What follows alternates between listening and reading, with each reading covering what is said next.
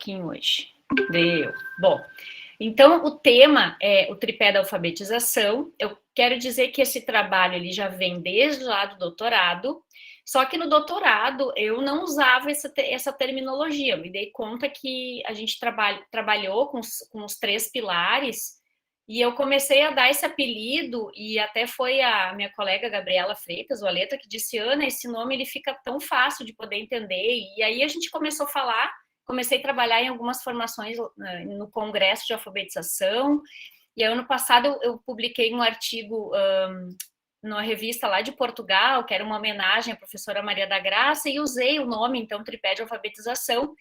E já percebo, assim, nas redes que aparecem muito, né, essa questão que a consciência fonológica é um pilar da alfabetização, né, esses tempos eu vi uma live, então eu fiquei pensando, puxa, eu acho que a gente tem que colocar isso a público, a gente tem que conversar sobre os resultados que aparecem, né, não é, gente, de nenhuma forma trazer aqui, eu digo que eu venho da fonoaudiologia, mas eu não venho aqui defender método fônico, tá, eu não venho falar bem do alfabeto, né? Como eu também não venho defender Emília Ferreira, o construtivismo, não venho defender um único método, porque não é um único método que a gente vai conseguir trabalhar. Métodos, eles nos engessam muito, né? O que a gente precisa é entender o processo que a criança passa, o que ela precisa aprender. Mas claro que eu vou precisar, em algum momento, explicitar, e é isso que a gente vai falar aqui. Explicitar esse som, claro que ele vai ter que acontecer, mas ele não precisa ser no formato fechado de um método. Ele pode começar dentro de cantigas, dentro de poesias, ele pode ser de uma forma lúdica. O importante é a gente saber, então, sendo esses três pilares importantes, a minha atuação com eles vai ser de uma forma diversificada, vai ser de uma forma que eu vou colocar a minha identidade como professor, tá? Então, eu quero falar um pouquinho rápido da minha história, só para não dizer, ela pesquisa, ela vem aí e ela fala que, mas não pisou na sala de aula, não é bem assim.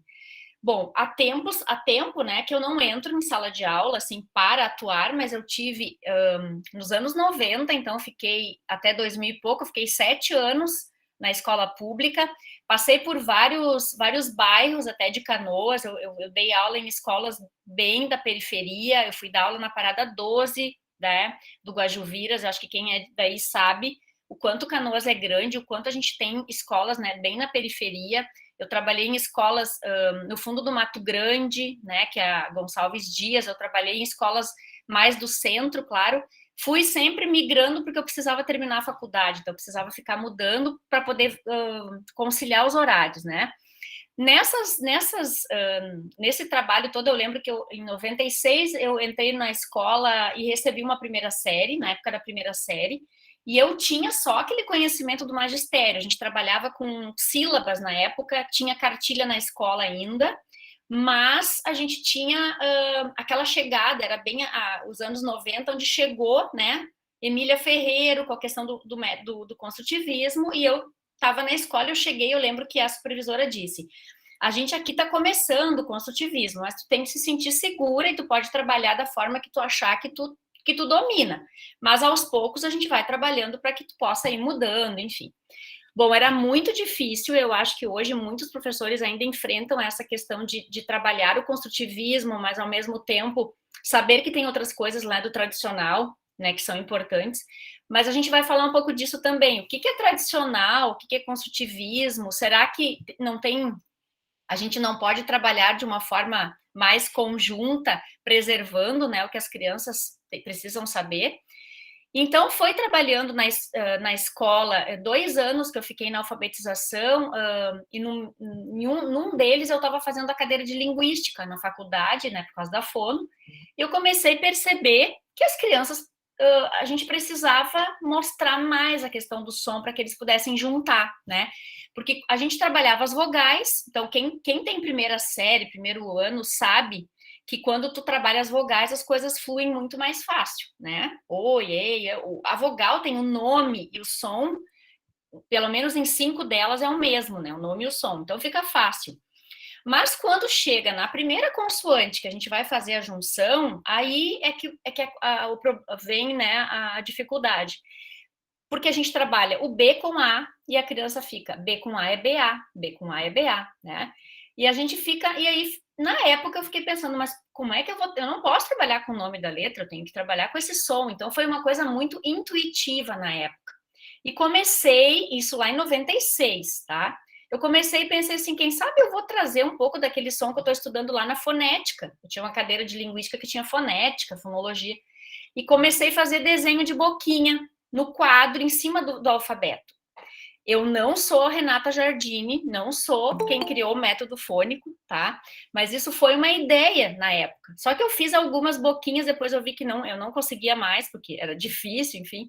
Mas foi me mobilizando a trabalhar com o som. E fui trabalhando, tive que largar no ano seguinte eu tive de novo a primeira série, eles já foram muito melhores, eu tive que sair no meio do ano para assumir uma turma no noturno por causa da faculdade, e eu fiquei sabendo que a turma toda aprovou.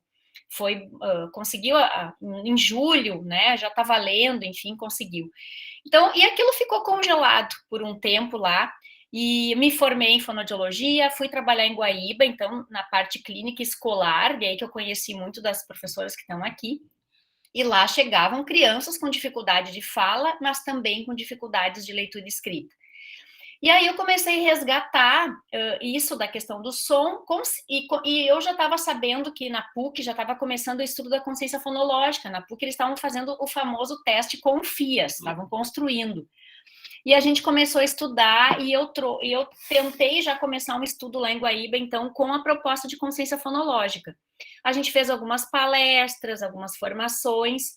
Eu já tinha feito mestrado, mas não era nada nessa área. Eu resolvi começar o doutorado e resolvi fazer um trabalho de pesquisa que unisse essa questão, então, da alfabetização com esse som, né? Ou a consciência fonológica. O que poderia gerar, né, de mudança. E aí eu lembro que na época, então, 5 professoras toparam que a gente acompanhasse toda a turma, que na verdade, a gente trabalhou algumas horas no ano anterior, e depois as professoras foram trabalhando. Consciência fonológica, e aí que vem o tripé, acho que a gente vai falar depois. Consciência fonológica, trabalhavam com o nome e som da letra, e não largaram de mão a questão do letramento. Trabalhavam, né, desde o início já com suas poesias, então.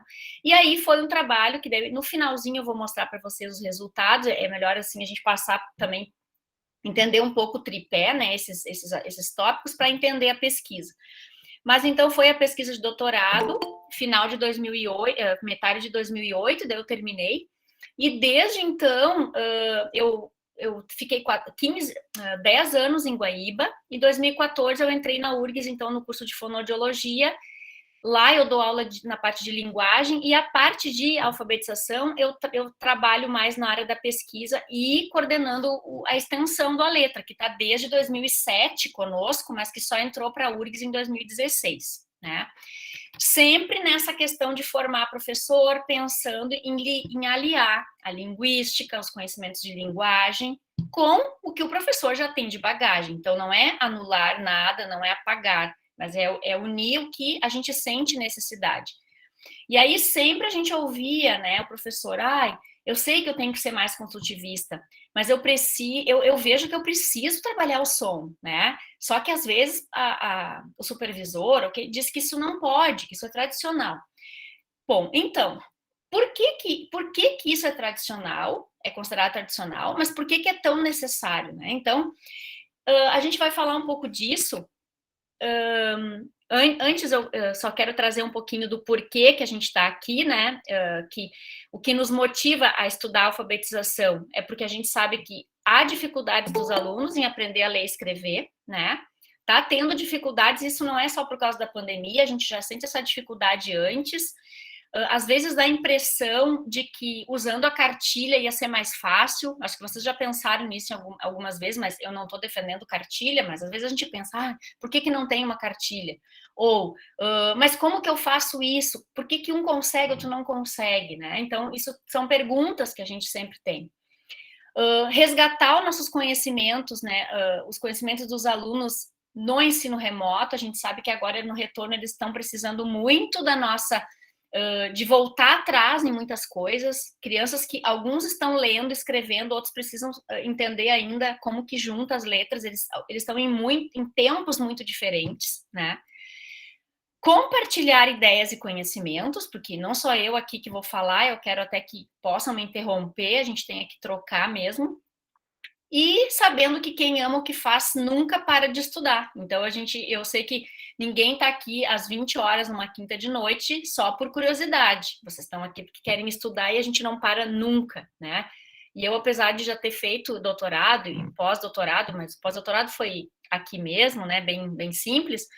Eu tenho vontade ainda, não consigo parar, porque a gente sempre precisa de alguém cutucando a gente, né? E eu, graças a Deus, a gente sempre tem uns professores aí, né? Que estão sempre a professora Maria a Regina Maluf, a Ângela, a professora Vera Pereira, a gente está sempre junto, a gente não para nunca, né?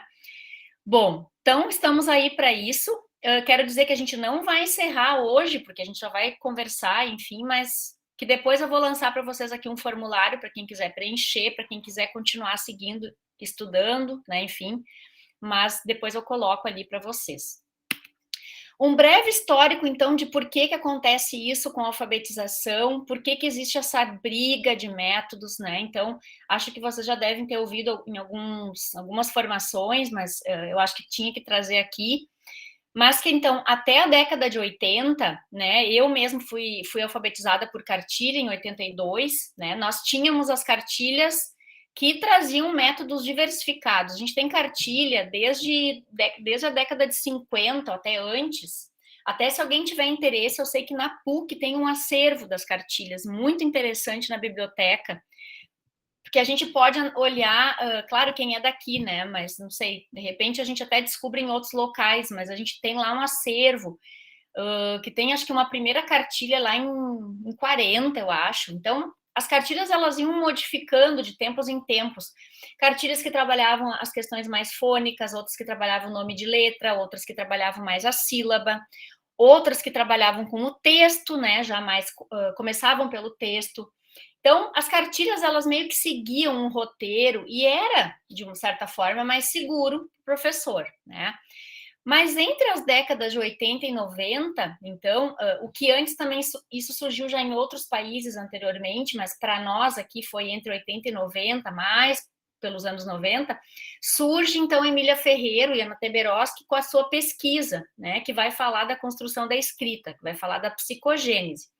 Até então a gente tinha roteiro, então a criança chegava, a gente começava a trabalhar, né, período preparatório, ou trabalhava com as vogais, trabalhava muito a questão, algumas enfatizavam mais a leitura, outras mais a escrita, mas tinha um roteiro e a gente não tinha a pretensão de, no início, ver o que a criança já sabia. Isso não acontecia, né? A gente já não existia isso, eu lembro, não fazia um ditado para saber como que a criança estava. A gente começava a ensinar, começava a trabalhar. Ia naquele roteiro. Primeiro a vogal, a sílaba, a palavra, a frase, né? A criança ia para o texto mais ao final do ano. Então, era um método, realmente, mas eram diferentes. Bom, essa parte é a parte, então, que seguia um roteiro, que era muito fechado. Isso é uma coisa que, claro, é muito ruim, porque a gente não levava em conta o que a criança já vinha. Ou se ela dizia, prof, eu queria escrever o nome do meu amigo, ou eu queria escrever o nome do lugar que eu fui, que eu passei. Não, a gente não chegou nessa letra ainda, né? Porque era mais fechado. As ideias, então, do construtivismo que vinham com Emília Ferreiro foi orientanda do Piaget, então vinha todo esse conhecimento de Piaget, não nos trouxe um método, ela nos trouxe um olhar para aquilo que a criança já tinha, um entendimento que ela já podia estar, ela já tinha, ela vivia rodeada de escrita. Por que ela não teria ideia já de como as palavras eram escritas? E, em cima disso, ela traz para nós, então, um modelo de uma avaliação, um modelo de uma investigação, né?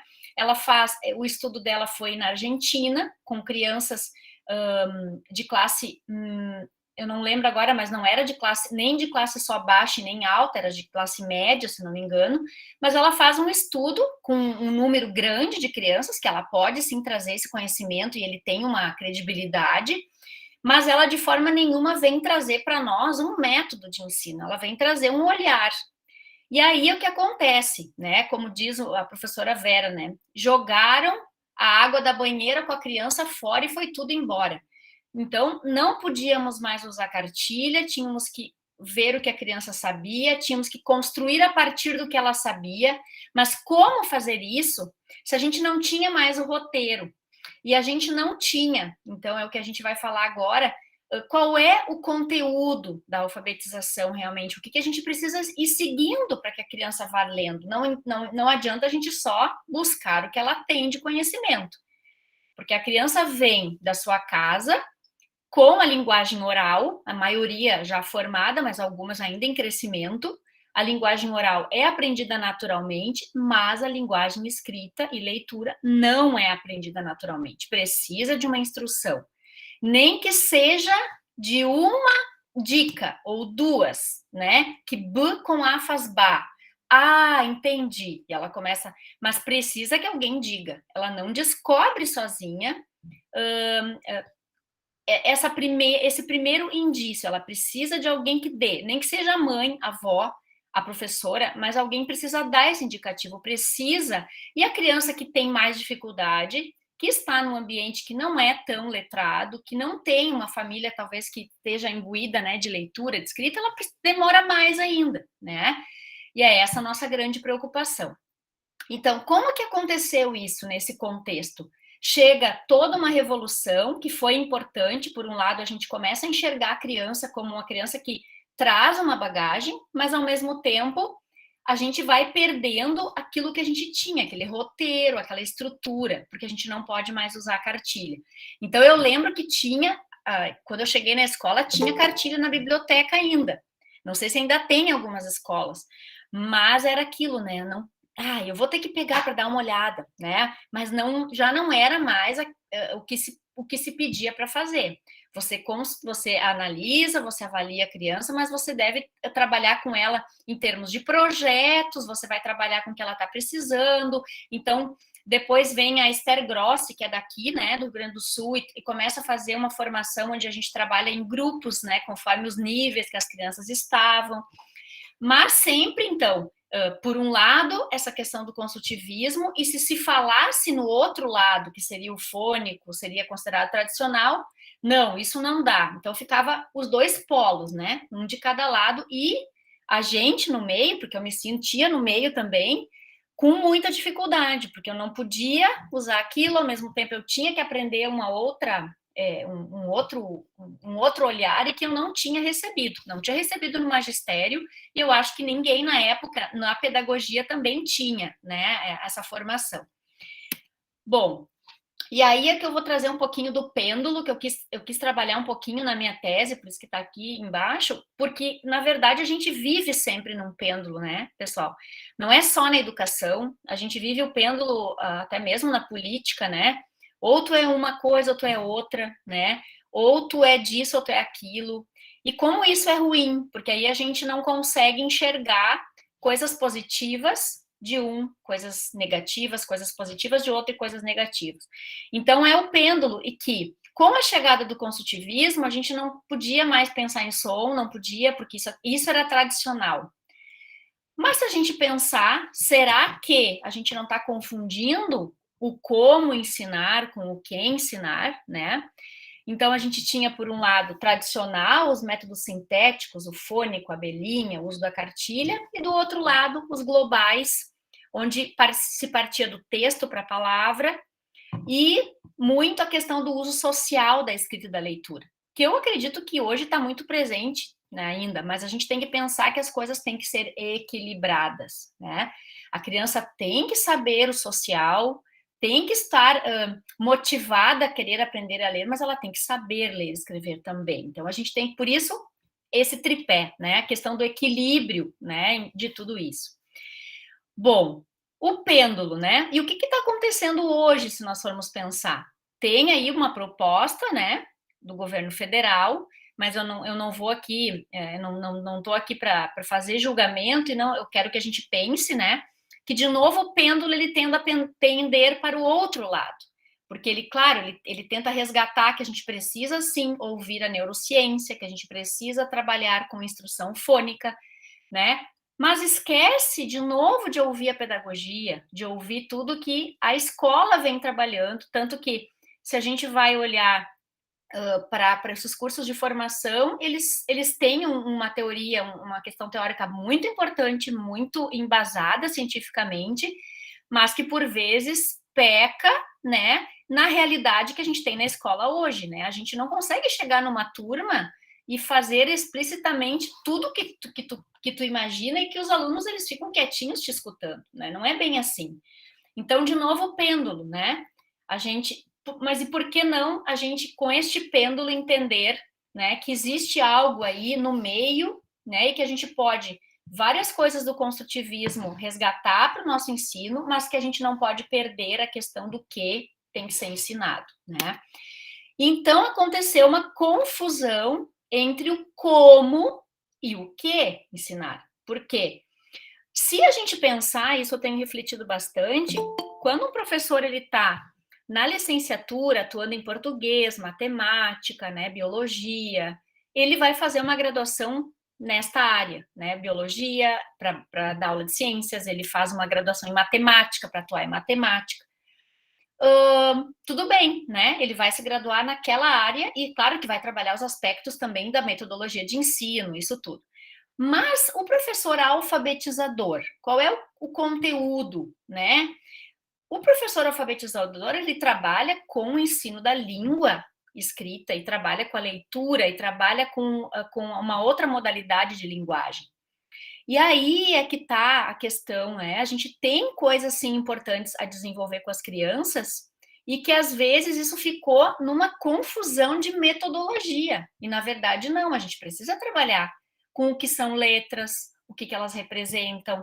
Agora, como eu vou trabalhar isso? Eu não preciso ser tradicional, eu posso trabalhar de forma construtivista. Eu posso trabalhar por meio de poesia, de texto, eu posso trabalhar em grupo, eu posso trabalhar individual. Então, o como é uma coisa, mas o que ensinar, isso se misturou muito.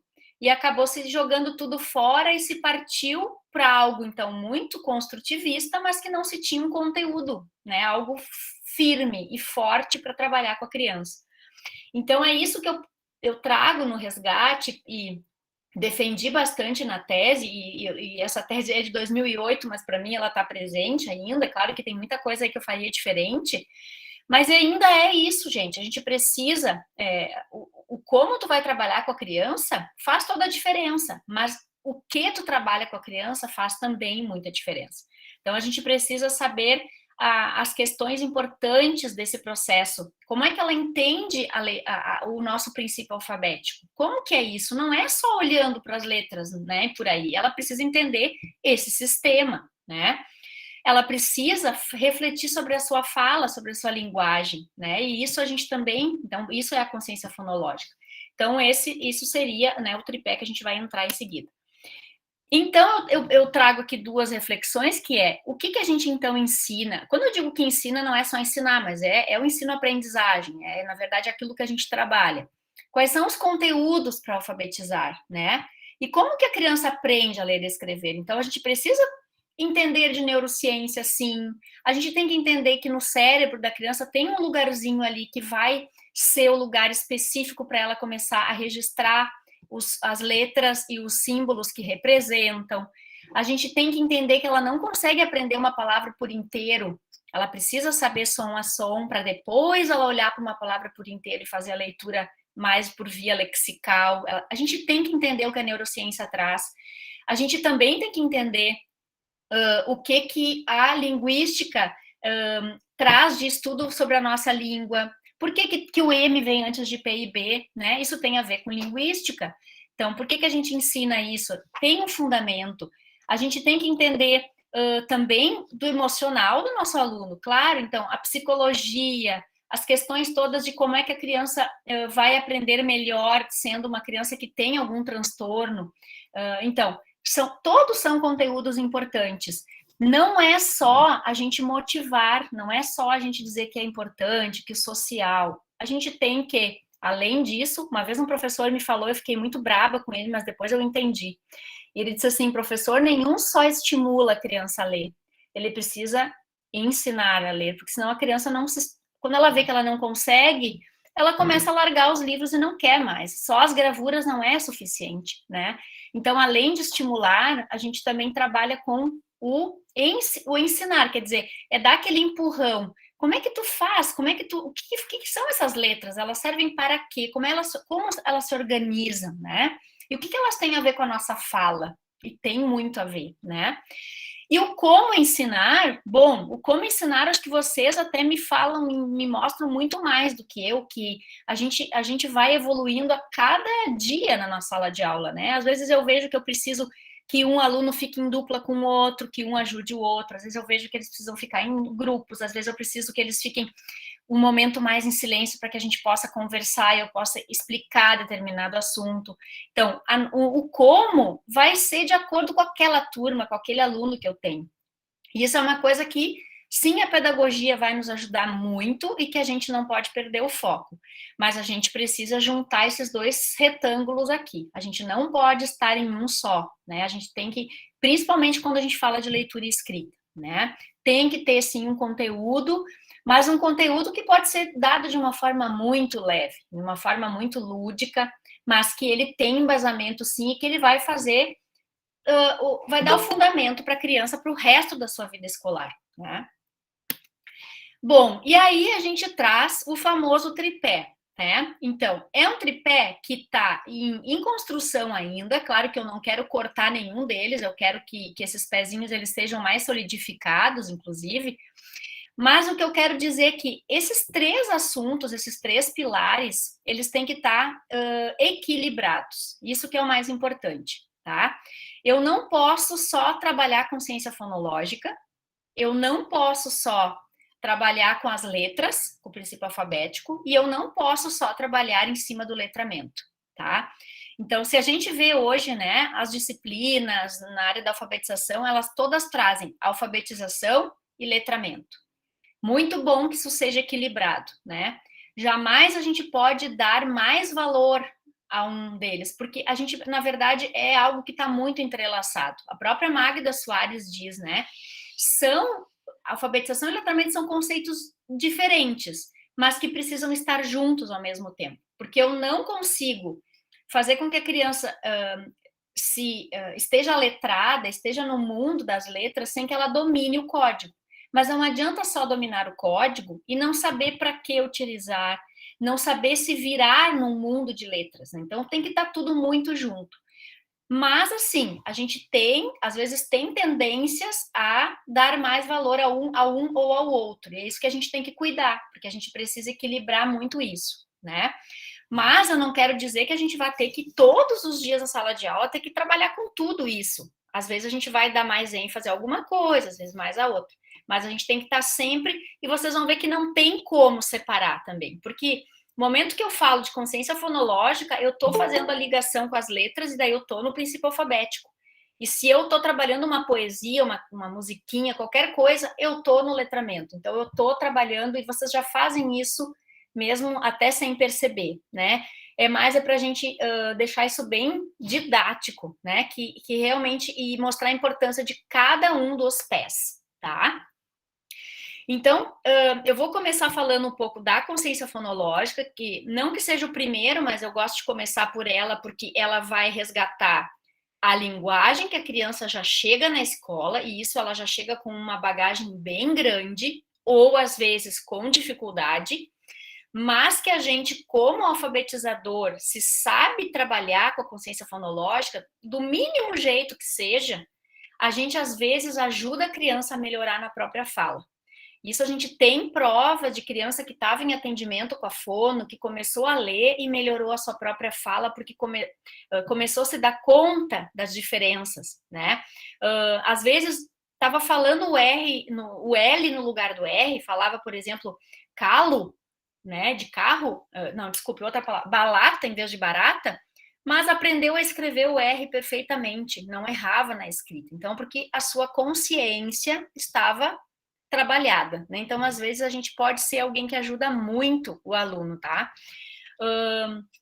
Bom, eu não sei o quanto vocês têm já de conhecimento de consciência fonológica, eu acho que é um tema que começou na educação com o PENAIC, talvez em alguns outros ambientes tenha se começado a trabalhar, né, antes disso, mas pela pelo plano, né, na parte do MEC, do Ministério da Educação, acho que foi chegando mais pelo PENAIC, né, com aquela proposta.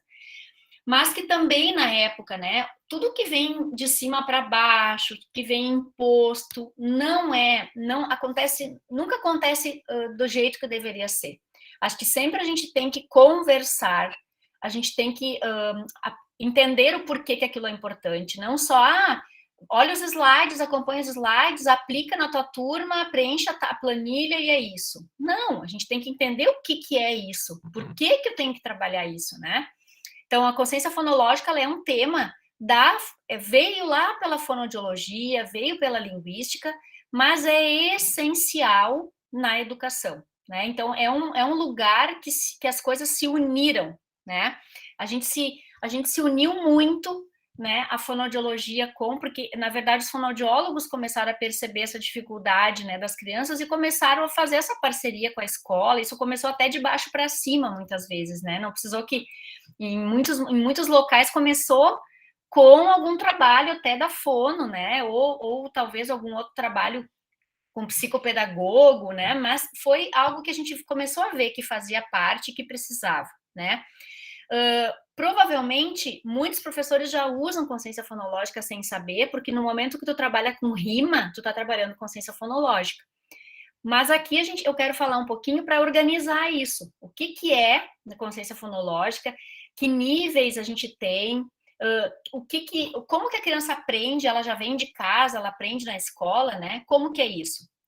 Então, a consciência fonológica, se eu pegar a palavra consciência, é a capacidade de reflexão, né, de pensar, de refletir, que pode estar em vários ambientes, né? Eu tenho consciência política, eu tenho consciência do meu próprio corpo, eu tenho consciência, o que mais, social, eu tenho, né? Hoje, consciência é estar refletindo sobre aquilo, é pensar sobre, né? O meta que a gente ouve tanto hoje, metacognitivo, é o que a gente ouve muito de a gente pensar sobre o que a gente está fazendo, né? Então, meta-aprendizagem, o metalinguístico, então, é o pensar sobre a nossa língua. A consciência fonológica é um pedacinho da metalinguagem, né, que é a gente pensar sobre os sons da nossa língua. Fonológico vem, então, de sons da língua. Mas os sons não é só os fonemas, é o som, então, do fonema, da sílaba, da rima, dentro da palavra. Quando saiu da palavra, a gente já está entrando em outros, a gente já pensa na consciência morfossintática, consciência sintática, a gente pensa em consciência semântica, que daí vai pensar, né, no significado daquela palavra dentro de um contexto, consciência pragmática, consciência textual, vai em vários níveis. Então, eu vejo que a gente vai ficar hoje aqui só na fonológica, porque é o que tem que dar um primeiro empurrão. É a consciência do som que faz a criança se dar conta que eu preciso relacionar a letra, o som que eu falo com a letra que ela vai escrever. Por isso que a gente vai falar de consciência fonológica. Mas já vou dando spoiler, né, que é a palavra da moda agora, que a gente precisa também partir para os outros níveis, tá? Vou falar depois no finalzinho. Bom, então, o que tem a ver, então, com a alfabetização? Eu tenho que estudar uma coisa que é da fono. O que tem isso a ver? Trabalho com alfabeto, tá bom. Não, gente, por que consciência fonológica tem uma relação direta? Porque quando eu faço a criança... Se o nosso sistema alfabético, vamos pensar, o nosso sistema alfabético são 26 letras que representam sons da fala. É dessa forma que o alfabeto está regrado, está delimitado para nós. A gente não tem como trabalhar em outro sistema, mesmo que a gente vá para outro país. Se eu quero ir para a China, Japão, eu vou trabalhar com outro sistema. Sistema silábico, sistema, né? O nosso é alfabético e ele é uma letra, um grafema relacionado com o som da fala. Se aprender a ler, eu fazer essa relação, então, da letra que está ali com o som da minha fala, e para escrever é com o que eu falo com o que eu quero escrever com a letra, eu preciso pensar na minha fala. Eu tenho que saber o que eu estou fazendo, o que eu falo com a minha... O que a minha boca faz, né? Então, é por isso que a gente está falando de consciência fonológica. Porque para ler e escrever é preciso entender que a escrita tem relação com a fala e que é preciso refletir sobre os sons da fala Então, com isso é necessário ter a consciência fonológica. Para a criança escrever a letra A no papel e dizer que A começa a avião, é porque ela pensou, quando ela falou a avião, que ela fez o som do A com a boca e daí ela escreveu A, tá? Então, por isso a consciência fonológica. Esse é o grande motivo, né? Mas que daí vocês já estão vendo, não adianta só eu fazer o som. Eu vou ter que daqui a pouquinho fazer a relação com a letra, porque senão não é só alfabetização. Só a consciência fonológica não dá, porque aí eu vou escrever do jeito que eu falo. E a nossa língua não é escrever do jeito que eu falo. No início é, né? Depois a gente diz, a gente fica feliz quando a criança escreve cavalo com K, terminando com U. Daqui a pouco a gente diz, fulano, mas não é bem assim, porque eu tenho que usar o C, porque no final eu nunca termino com U, eu termino com O. Então vejam que eu começo com a consciência fonológica, mas eu já tenho que partir para a regra do nosso alfabeto. Então, por isso que eu tenho que ter a perninha da consciência fonológica e a perninha do sistema alfabético, que a gente vai entrar depois, tá? O que é consciência fonológica, então, tá? O Cláudio Moreno, eu gosto de trazer esse pensamento, ele compara consciência fonológica com uma janela, tá? Ele diz que quando a gente olha por uma janela, a gente gosta de olhar a paisagem que está lá do outro lado. Então, quando a gente pensa é a mesma coisa que quando eu penso no significado de alguma palavra, eu penso em, por exemplo, bola, eu vou pensar no significado que tem bola. É como se eu olhasse pela janela para ver o que tem lá fora. Bola, então, é um objeto para brincar, para jogar. Mas a consciência fonológica seria o quê? Seria, comparando a uma janela, a eu não olhar para a paisagem, a olhar para a vidraça. E olhando e pensando na bola, seria pensar sobre a estrutura dos sons da palavra bola. Nem sobre a bola escrita, porque a criança que está chegando na escola, às vezes, ou nunca viu a palavra bola, muitas vezes. Pode ter visto, mas ainda não sabe escrever. É pensar sobre essa palavra bola e pensar que os sonzinhos, por exemplo, que bola pode rimar com cola, que bola começa igual a bota, né? Então, é pensar naquele sonzinho e fazer comparações, esquecendo do significado de bola. É manipular aquele som. E é isso que a criança precisa fazer na alfabetização inicial. Ela tem que abandonar o significado, muitas vezes, para buscar o símbolo e escrever. No início, a criança adora relacionar com o objeto. Ela escreve boi com um monte de letras, ou ela escreve, né, o nome de uma coisa muito legal, ela coloca com letras muito grandes, ou ela coloca com muitas letras. Então, ela liga o objeto real com aquela palavra. E a gente sabe que as palavras não têm relação, né? Janela, por que janela é janela? Alguém deu esse nome, mas a palavra janela não tem nada a ver com o formato da janela, né? Então, por isso é uma simbologia, isso é simbolizar, é isso que a criança precisa fazer. Então, entendendo sobre a sua fala, ela consegue se aproximar dessa simbologia, dessa relação que ela vai ter que fazer da fala com a escrita. Não sei se eu fui clara, mas assim, a consciência fonológica, ela é importante por causa dessa reflexão que a criança tem que fazer. Que ela tem que saber que B e P, por exemplo, são bem parecidos, mas tem algo que é diferente, né? Que mudam, que vai mudar o sentido da palavra depois. Então, é isso que ela tem que ter. Aqui tem só um conceito mais formal, que então é a consciência dos sons que compõem as palavras que ouvimos e falamos, permite identificação de rimas, palavras que começam ou terminam com os mesmos sons e de fonemas que podem ser manipulados para a criação de novas palavras. Bom, importante, muito importante, que às vezes muitos alunos até dos cursos ou que a gente trabalha pensam sempre que a consciência fonológica está sempre ligada à escrita, né?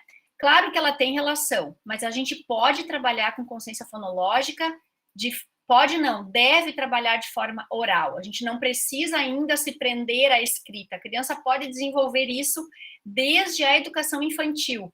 Então, eu posso brincar com criança do maternal, eu posso brincar com criança do jardim, com a linguagem. Eu posso brincar, claro que eu não vou brincar com fonema ainda. O fonema ainda, vocês vão ver, ele é um nível mais avançado. Mas eu já posso brincar com ela, por exemplo, sensibilizando ela com os sonzinhos dos animais, com os sonzinhos do ambiente primeiro. Depois eu posso começar brincando com a sílaba, que é mais fácil. Olha só, por exemplo, a Ana, olha só o nomezinho da Ana, é parecido com banana. Por que é parecido? Que engraçado, né? Então eles vão dar risada, porque Ana e banana não tem nada a ver, é uma pessoa e uma fruta. Mas os sons são parecidos, então isso acaba sendo interessante, e eles começam a se dar conta que a coisa não é igual à letra que A simboliza, é diferente, né? Mas e aí surge um interesse, né, por brincar com a língua, né? A rima, a gente pode começar a brincar com separar a sílaba em pedacinhos. Então, com 3, 4 aninhos na escolinha, a gente já pode começar devagarinho, né? Olha só, quem é que tem um nomezinho que começa com P? Daí não é a letra P, que começa com P. O Pedro. O Pedro tem um nomezinho que tem um som parecido com o... Aí, sei lá, o Pedro, acho que não, a gente não tem uma coisa parecida, mas pode ser, por exemplo, Laura e Larissa. A gente começa que eles percebam ouvindo, não precisa ainda nem pensar na letra escrita, né? Então, são recursos que a gente começa a já desenvolver. Então, já pode começar na educação infantil. E não é aquilo de brincar, de fazer, segmentar a palavra mecanicamente. Não, é brincar com a linguagem de forma lúdica. Então, a gente pode fazer várias atividades que não é nada mecânico e que eles adoram, né? Então, não tem nada aqui de, isso é fônico, é abstrato. Não, quando eu brinco que Laura e Larissa tem um sonzinho parecido e que Ana e banana são parecidos, eu não estou fazendo nada mecânico, a gente está brincando, né? Brincando, e aí a gente pode fazer o nosso livro das rimas, a gente pode buscar quem é que rima com tal fruta. O fulano, então, tem tudo a ver com a fruta essa. Então, a gente faz brincadeiras, né? Não é nada mecânico. E a gente vai fazendo a partir do momento que a criança consegue. Eu não vou pedir para segmentar. Então, separa a banana em sonzinho. Nenhuma criança vai fazer isso ainda no jardim ou na educação infantil, mas ela já pode brincar com a rima. Isso a gente já está fazendo há bastante tempo, né? E aí a consciência fonológica, ela vai ter níveis, tá? A criança, ela vem de casa já, como ela adquiriu a linguagem naturalmente, a consciência fonológica, ela é uma habilidade também cognitiva que vai vindo também, mas ela não se desenvolve tão sozinha assim, ela precisa de um pouco de estímulo, né? Mas a criança já se dá conta, né, em casa. Então, isso são coisas que a gente pode até incentivar as famílias a fazer, né? Eu gostava agora, agora durante a pandemia mesmo, a minha menina estava com 5 o ano passado, daí ela vinha ajudar a secar a louça dela, dizia, mãe, vamos brincar. Eu digo, tá, eu vou brincar, mas eu tenho que trabalhar, a mãe tem que fazer as coisas. Eu dizia, então vamos lá, vamos procurar aí uma coisa na cozinha que começa com pá. E aí ela ia procurar. Então, a gente dá uma palavra que tem panela, por exemplo. O que tem aí que começa com co? Dentro da gaveta das talheres. Colher. Então, são brincadeiras em casa que tu faz que a criança já é capaz de fazer e é uma brincadeira. Então, já dá para fazer isso também no remoto, incentivar que as famílias já brinquem com isso, né? Ela já vem, então, de casa, vocês podem perceber que se vocês brincarem com uma criança de maternal, de jardim, ela já consegue se dar conta de rima. Provavelmente não sabe criar uma palavra que rima, mas ela já se dá conta. O sapo não lava o pé, não lava porque não quer, ela sabe que rima porque ela ri, ela acha engraçado. Então, ela já tem essa sensibilidade. A sílaba, então, vai ser o primeiro nível, o primeiro degrau. Então, é algo que também é fácil porque é natural da palavra. Uma sílaba é um pedacinho da palavra que sempre vai ter uma vogal. Então, é fácil a gente brincar, por exemplo. Vamos separar nosso nome por pedacinho? Não precisa dizer sílaba. Vamos separar por pedacinho? Leonardo. Olha só. Vamos ver quanto tem? Leonardo. 4 pedacinhos. Agora vamos ver o Pedro. Pedro, só 2? O nome do Leonardo é maior, né? Então, a gente pode fazer isso, já pode fazer até brincadeira de trilha, onde tu tira, por exemplo, a gente vai falar depois, um saco onde tem objeto, e tu vai pular quantos pedacinhos tem aquela palavra, vamos ver quem que ganha. Isso eles já conseguem naturalmente, os bem pequenininhos, fazer. Dificilmente eles vão fazer assim, ó, Pedro. Não, eles vão conseguir segmentar. Pedro, porque a vogal tem uma marcação natural, né? A vogal ela é o núcleo de uma sílaba, não existe sílaba sem vogal. E a vogal é mais simples na fala, é mais simples como é a sílaba mais simples. Então, isso já dá para brincar. Então, a gente brinca batendo palma, a gente brinca estalando o dedo, a gente brinca marcando com os dedos, né? Tudo isso já dá para fazer. Já dá para brincar com isso quando a criança ainda não tem noção nenhuma que falar e escrever tem relação. Que daí, se tu faz bola, ai, eu acho que bola tem 2 pedaços, ela vai lá e põe 2 letras. Bom, já é um primeiro passo, né? Já é aquele estímulo. Por isso que para ferreiro, né, o nível silábico é o nível que dá o primeiro impulso, que faz a criança fazer a relação. Então, o nível de sílaba é o nível mais simples, que a gente pode brincar já na educação infantil. O nível intrassilábico, que é o nível que avança um pouquinho mais a sílaba, é o intermediário, é um pouquinho mais. São as rimas que vão da vogal tônica até o final da palavra. Então, todas as palavras que têm a vogal tônica até o final iguais, elas rimam, tá? Algumas a gente vai dizer que são rimas imperfeitas, mas que a gente também vai aceitar. Por exemplo, bota e cola, tá? Eu tenho aí vogais iguais, ó, bota, eu tenho o, a, e cola eu também tenho vogais iguais. A criança pode achar que rima, a gente diz, não, isso tá muito parecido. Mas rima mesmo teria que ser igual, teria que ser cola e bola. Daí sim rimam perfeitamente, porque tem ola e ola nas duas, tá? Então, isso seria a rima. A aliteração seria o som inicial de uma palavra. Som inicial, não letra inicial. Que a gente já pode trabalhar com a criança primeiro com vogais iniciais, depois com consoante que consegue esticar um pouquinho, por exemplo, faca, que mais? Xícara, né? Com esse sonzinho que estica. Depois a gente começa a pensar nas palavras que tem consoante mais que explode, que é o p, b, t, d, que é mais difícil, né? Mas a gente já, e vocês já trabalham a literação sem dar esse nome, né? Mas é o som inicial de uma palavra.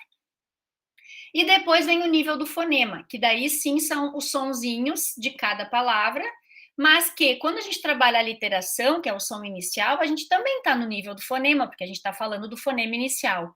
Então, geralmente, a gente trabalha com os pequenininhos, começa a trabalhar com o início da palavra, com o som inicial, e deixa o fonema do meio, do fim, o do final até já dá para começar, mas ele é mais abstrato que o do começo, né? Quando eu digo, por exemplo, pare, eu vou pegar uma palavra, por exemplo, agulha. O A de agulha do início é muito mais perceptível, a agulha. Mas aquele último Azinho, a gente quase não percebe, porque ele não é tônico, né? Ele fica sem força, então a criança não percebe. Mas a gente pode começar a fazer ela perceber. Isso é legal de fazer também. Então, vejam que mesmo os níveis, né? A consciência fonológica, vamos imaginar ela um conjunto de habilidades. Os níveis eles vão do simples ao mais complexo. E dentro deles também tem coisas que a gente pode fazer mais simples e mais complexa, né? Então eu posso pedir para a criança dizer que palavra rima com bola, e ela ter que procurar uma palavra é mais complexo do que eu perguntar bola, cola e xícara. O que é parecido? Ah, bola e cola. Identificar vai ser mais simples, né? Então, também tem tarefas que vão ficando mais complexas. Mas interessante é que a gente possa saber que trabalhar com os bem pequenos, ou lá no primeiro ano, eu posso dizer, guardem o caderno, guarda o estojo, vamos brincar só com a nossa boca, com o nosso ouvido. A gente pode brincar. Pode brincar no segundo ano, pode brincar no segundo ano, né? Então, trabalhar linguagem, né, só vai... Eu posso dizer que se a gente fizesse atividades aqui, todo mundo ia achar legal também, mesmo a gente tendo já mais idade. Então, quer dizer, brincar com a linguagem não tem idade. E quando a criança está em formação, sempre a gente pode investir nesse trabalho da oralidade, de pensar sobre a nossa fala, tá? Bicicleta. Tá. Será? Vocês conseguiram ouvir? Tá, então aqui é um exemplo, tá? O meu filho com 4 anos, hoje ele tem 12, a gente brincando em casa, ele não lia ainda, eu fazia o desenho e ele tinha que falar e tentar descobrir quantos pedacinhos tinham. Eu gravei, eu uso isso bastante. Então aqui ele tinha bicicleta, ele se enganou, mas depois se deu conta. Então olha o que ele fez. Bicicleta. Será? Então, a fala ainda não estava, né? Nem estava fazendo encontro consonantal, ele disse bicicleta, mas ele já podia fazer isso. Então, a gente pode, com os pequenininhos, já trabalhar, de eles entenderem que as palavras têm pedaços, que a gente pode dividir, que a gente pode procurar as parecidas, né? Então, brincar com a sílaba é algo que a gente pode começar desde cedo. Claro, né? No berçário, ainda não é momento, talvez os pequenininhos que ainda estão no desenvolvimento da linguagem, ainda não estão ainda emitindo palavrinhas, claro que não, mas a gente tem outras coisas que a gente pode fazer, né? Coloca somzinho dos bichinhos, vamos identificar onde é que está o leão, vamos imitar o som dos bichos. Então, a gente vai fazer outras sensibilizações auditivas para daqui a pouco chegar nisso. Então, a gente vai... E a gente pode experimentar também, se a gente percebe que a criança com 2 e pouquinho já consegue, vamos lá. Mas sem forçar, né? E sem daí a gente deixar a criança achando que está difícil, né? Vamos fazer de acordo com o que ela consegue. Bom, como que a gente pode brincar com sílaba, então? Batendo palmas com nome, tirar objeto do saco e falar separando sílaba, falar palavras que começam com determinada sílaba, cortar desenhos conforme o número de sílabas. Então, a gente pode dar um desenho com as marcações, a gente já corta e eles já sabem que então essa palavra tem tantos pedaços, depois eles podem cortar, eles descobrirem e cortar, fazer tipo um quebra-cabeça. Então, são atividades que eu posso brincar na educação infantil, mas que eu posso resgatar com aquelas crianças que não estão ainda fazendo relação da fala com a escrita. Eu trabalho com isso também no primeiro ou no segundo ano, ou com essas crianças que agora voltaram, né, do ensino remoto, ainda não conseguindo relacionar letras com a fala. Então, vamos trabalhar com isso, vai ajudá-los depois a também separar a sílaba no caderno ou no texto, né? Vai ajudar na escrita depois. Então, não é um trabalho a mais, é um trabalho necessário. Os que têm dificuldade vão precisar, os que conseguem vão melhorar ainda mais, né? Então, são atividades que a gente pode pensar em fazer. Quem está aqui que é fono, pode trabalhar com a sua criança em atendimento para também chegar a essa relação da fala e com a escrita, né? A Isis sabe, né, que a gente trabalhava isso lá no estágio.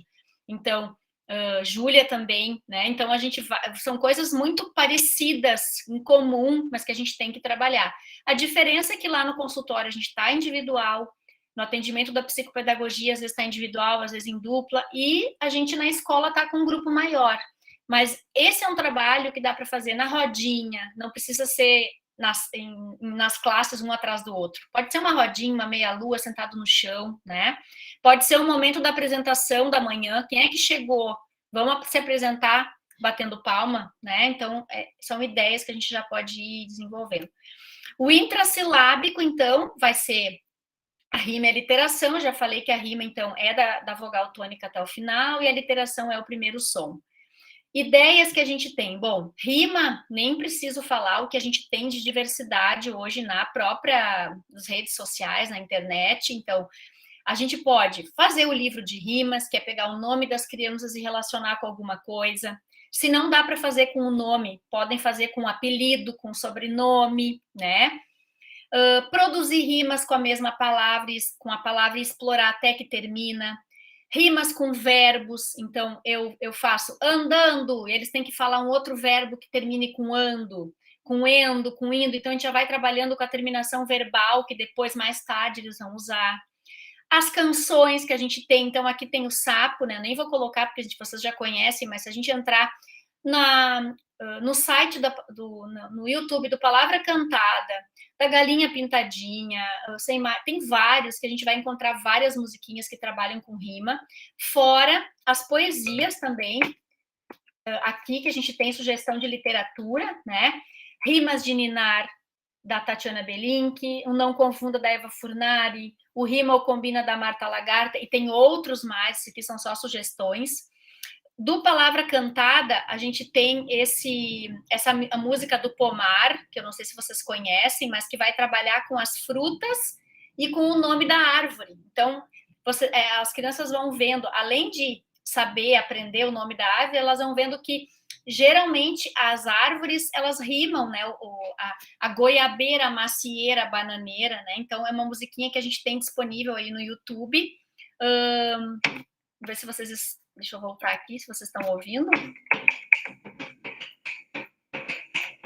Vou botar só o iniciozinho.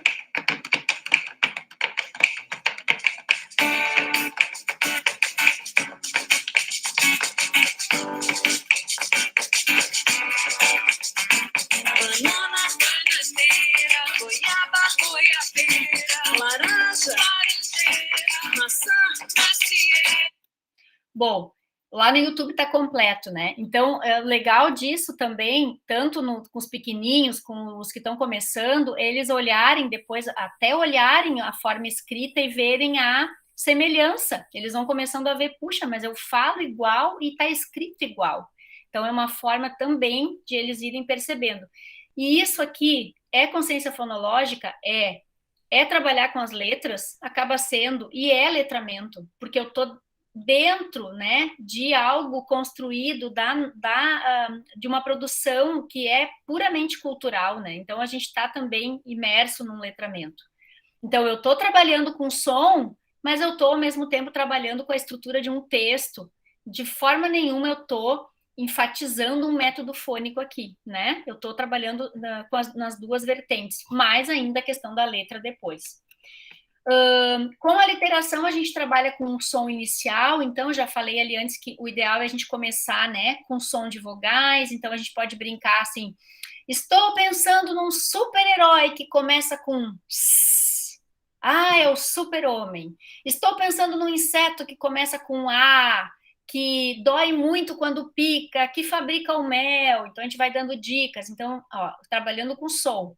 Então, depois também, vocês podem começar com vogais, com esses sons que são mais contínuos, que é o s, o f, o sh, né? Que também ajudam, porque para eles é mais fácil perceber, para depois pegar a palavra com p, b, t, né? Que é mais difícil. E depois a gente vem para o nível do fonema, que então vai ser um pouquinho mais complexo. Inicialmente a gente pode trabalhar com som inicial, e mais tarde, ó, quando a criança já começa a se dar conta da relação de som, de letras com a fala, ela já começa a se dar conta, então, desses fonemas em separado. Então, já dá para brincar vamos tentar separar uma palavrinha, daí a gente começa com palavrinha pequena, por exemplo. Uva. Como é que a gente pode separar? U-V-A, né? Então, eu lembro de uma professora que fazia lá em Guaíba, a Simone até, vou citar o nome dela, mas é um elogio, né? Ela fazia o enigma com as crianças. Ela dizia, eu vou falar agora uma palavra toda dividida em som e vocês vão ter que descobrir o que que é. Vai ser um enigma. E ela pegava a palavrinha mais pequenininha. Então, fazia, por exemplo, U-V-A. Que palavra é essa? Né? Quando as crianças já estavam, né, gente, lá num silábico alfabético, talvez silábico, vamos aos poucos, a gente não vai trabalhar isso ainda na educação infantil, quando a criança está ainda reconhecendo um som inicial, ou está ainda, né, começando. Mas a gente já pode brincar. Isso é um trabalho de instrução fônica, que a gente chama, mas que está incentivando a criança a evoluir nesse pensamento de que a sílaba, ela precisa de mais um constituinte, ela não é só uma letra, ela precisa de mais um recheiozinho ali para a gente conseguir escrever ou a gente conseguir ler. Então, Fonema é o nível que a gente vai ter consciência de que há segmentos ainda menores, que são os fonemas, né, na nossa fala, e que mais tarde a gente vai se dar conta que também tem que ter na escrita, tá? Como que a gente brinca, então? Bom, a gente começa também pelo início, como eu falei, das palavras, assim como a literação. Quando a criança já está mais além, a gente já vai trabalhando com coisas mais complexas, com fonema isolado, né? Segmenta fonema, junta, dá uma palavra separada, pede para juntar, dá a palavra junta, pede para segmentar, mas sempre devagarinho, né? A gente começa com palavrinha monossílaba, depois vai indo para as, né? A gente tem que sempre, isso é importante, o simples para depois o complexo, né? A gente não vai direto no mais difícil, porque aí também deixa a criança se frustra porque não consegue, porque é normal não conseguir, e aí a gente perde de trabalhar, né, de uma forma que estimule ela, porque ela... Então, quando a gente começa no mais simples que ela consegue, ela se estimula a conseguir fazer. Vamos adiante, né? Então, e qual é então a relação entre consciência fonológica e escrita, né? Lá no início dos estudos se dizia que era uma relação de mão única, que a consciência fonológica é que era possibilitava a escrita. Depois uns outros autores disseram que não, a escrita fazia com que a criança tivesse consciência fonológica. Hoje a gente vê que é uma mão dupla. Por quê? Quando as crianças chegam na escola, elas já têm habilidade de consciência fonológica, mais simples. Com a aprendizagem da escrita, então, ela chega com consciência fonológica, proporciona a aprendizagem da escrita, e essa faz com que a consciência fonológica se torne melhor. Então, é uma mão dupla. A consciência fonológica permite melhor a escrita, e a escrita vai proporcionar uma melhor consciência fonológica. Vai chegar um momento que vocês vão ver que as crianças, que a consciência fonológica ela tem um limite, né? A partir do momento que a criança já está escrevendo todas as palavras que ela já relaciona, não tem mais muito, né, o que ela desenvolver. Ela começa a achar até que sílaba é uma coisa muito simples, né, que não tem muito sentido, porque ela já está até, ela tá, quando tu fala bola, ela já vê a palavra bola escrita, ela já não consegue mais entrar tanto na brincadeira, então é porque chegou a hora de ela trabalhar mais com as regras, né, do sistema alfabético. Mas precisa trabalhar a consciência fonológica para se dar conta dessa relação, sim. Então, no início a gente diz, a fala e a escrita têm uma relação bem importante.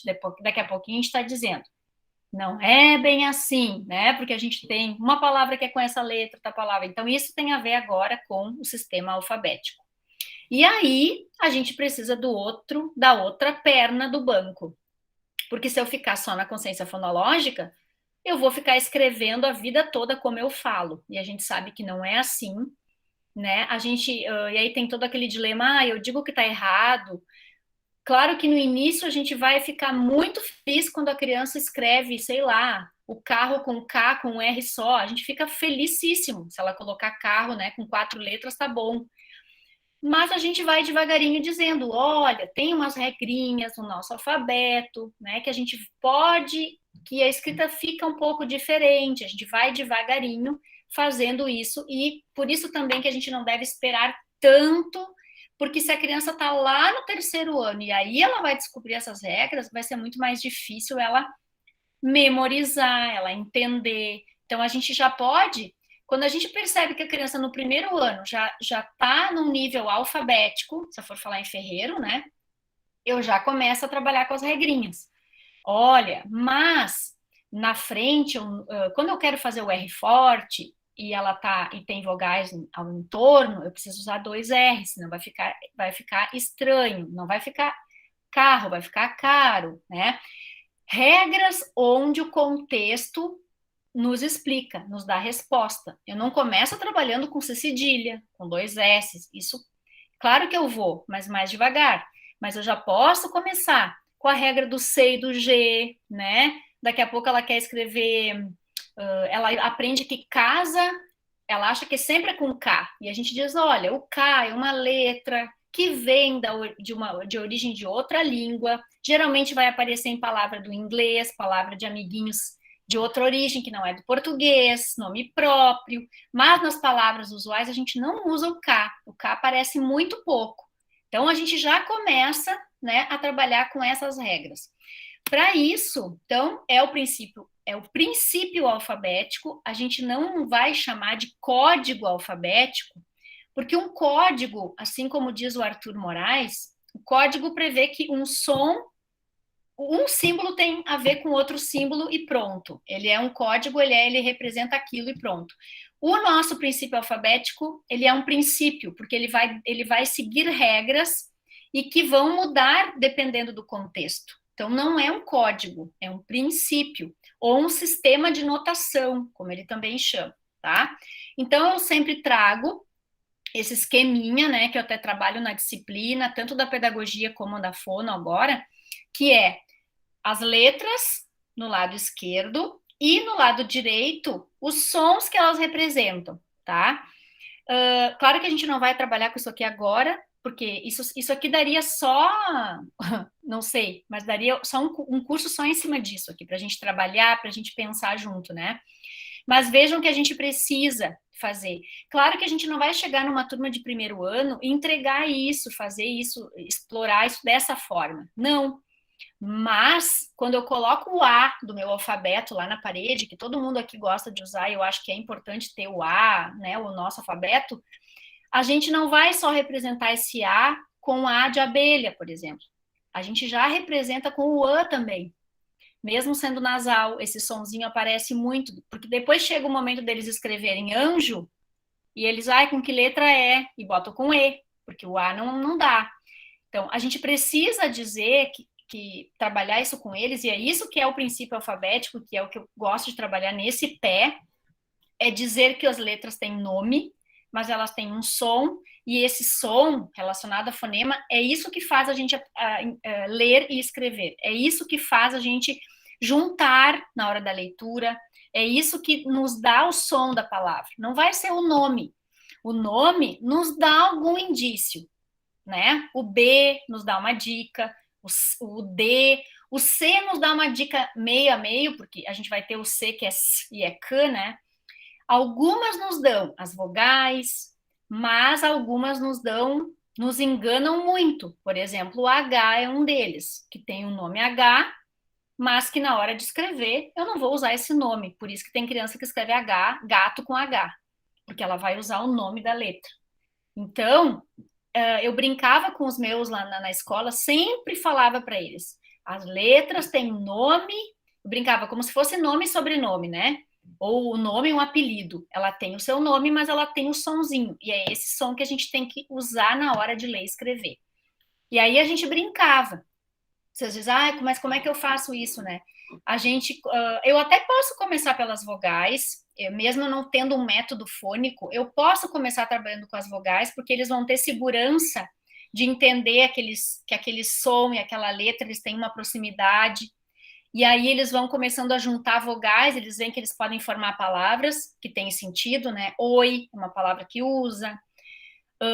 Depois eu posso ir iniciando com algumas consoantes, com alguma palavra que eu esteja trabalhando num projeto, por exemplo, eu pego aquela palavra e eu parto para o som dela, mas uma coisa que eu fazia interessante, que eles gostavam, era no início da aula eu passava por todo o alfabeto, vamos ver se vocês lembram o som, e aí eu ia chamando um por um, ou eles falavam juntos, e tinha dias que uns não lembravam, no outro dia, o prof, hoje eu quero falar, agora eu sei, né?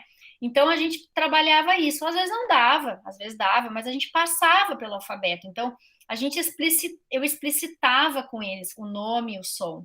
Não era uma coisa decorada, era assim, vamos lembrar, vamos ver como é que é, quem é que hoje gostaria de falar? Então fazia com que aqueles que não conseguiam, daqui a pouco estavam interessados, né? Então, não é, esse esquema aqui é para vocês, para nós que estamos trabalhando, né? Mas não é para entregar isso para a criança. A criança a gente vai colocar lá no alfabeto, a gente pode colocar as boquinhas junto, a gente pode botar o objeto dentro de um saquinho, né? A gente pode colocar lá A, pode ser um aviãozinho em miniatura, eu posso colocar no B uma banana de plástico, sei lá, ou eu posso botar gravura.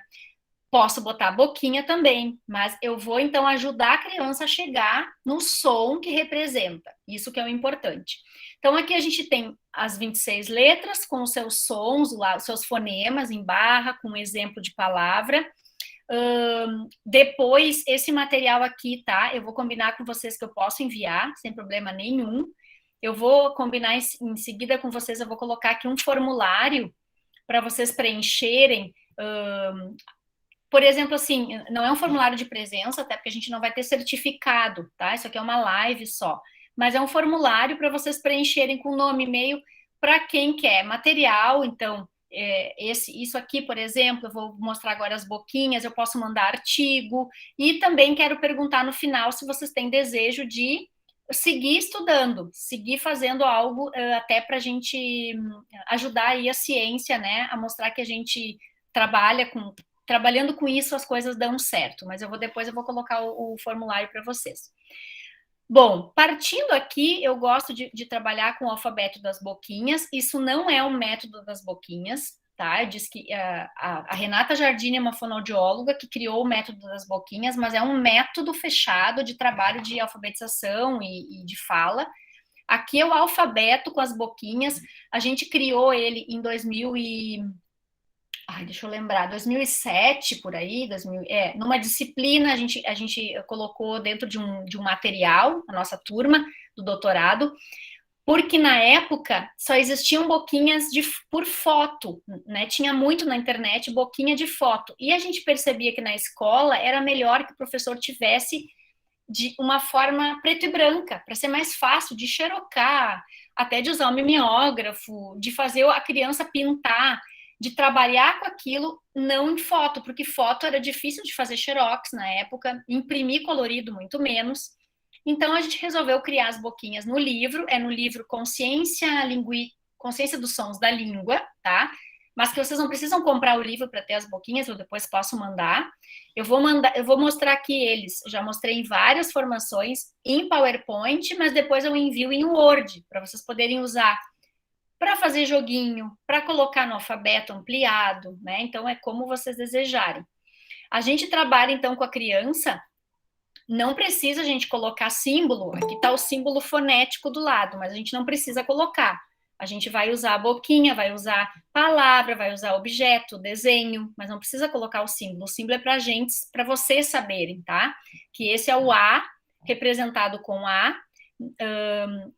E o A, por exemplo, eu não tenho aqui, mas o A, a gente geralmente usa uma boquinha do som E com o nariz, porque o A é nasal, né? E é um pouquinho mais fechado que o A. O E a gente faz E, fecha um pouquinho mais, avança com a língua um pouquinho mais para frente. Eu não tenho aqui, mas eu vou enviar depois junto no material em Word como é que poderia ser a boquinha do A, tá?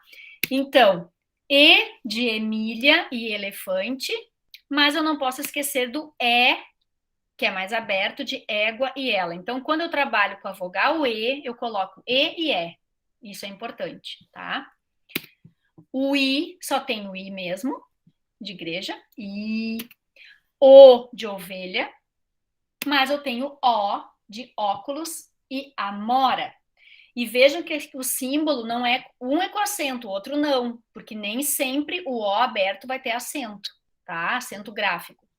Então a gente também mostra, porque as crianças adoram, né, acentuar quando é o E e o O aberto. Nem sempre tem.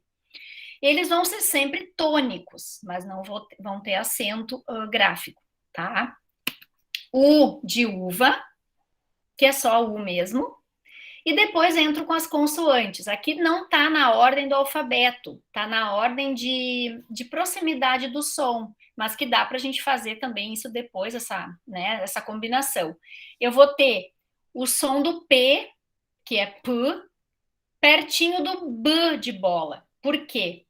Porque o P é surdo, ó. Vejam que se eu faço P, na minha garganta não vibra, mas quando eu tenho B, eu tenho vibração. Então, é uma mesma forma de lábio, mas que um é sonoro, um é surdo e o outro é sonoro. Então, eles estão pertinhos por causa disso. Mas na hora do alfabeto, a gente pode botar lá junto com a sua letra, tá? Depois eu tenho T de tatu, e o seu par é o D de dedo, tá?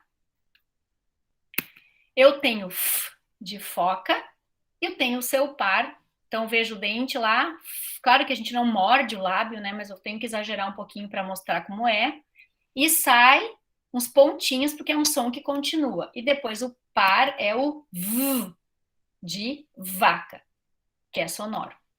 Depois eu tenho K, que vai ser o som de casa, de queijo e de Kelvin, né? Ó, K. A minha língua sobe atrás e bate no céu da boca.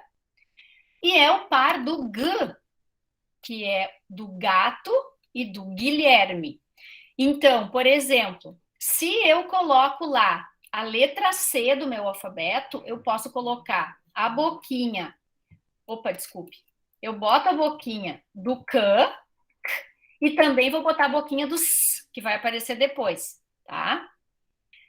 No G também, eu vou botar a letra G com a boquinha do G e que depois vai ter a boquinha do J também, tá? Aqui eu tenho o som do S, tá? Que vai ser, vai ficar do ladinho da letra C e do ladinho da letra S, né? Olha quantas formas eu tenho do som S. Eu tenho sapo, cenoura, caçador, pássaro. Então, eu tenho SC, C cedilha, SS, SC, X, SC, S cedilha, não, XC, S cedilha e Z no final. Todos esses com som de S, tá?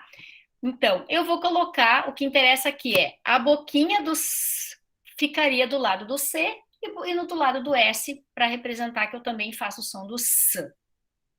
E o seu par é o Z, a boquinha do Z, que vai ficar, vai aparecer no Z, em zebra, na casa, que é o S, né, entre vogais, e no X também, no exato. Então, eu vou botar essa boquinha do Z.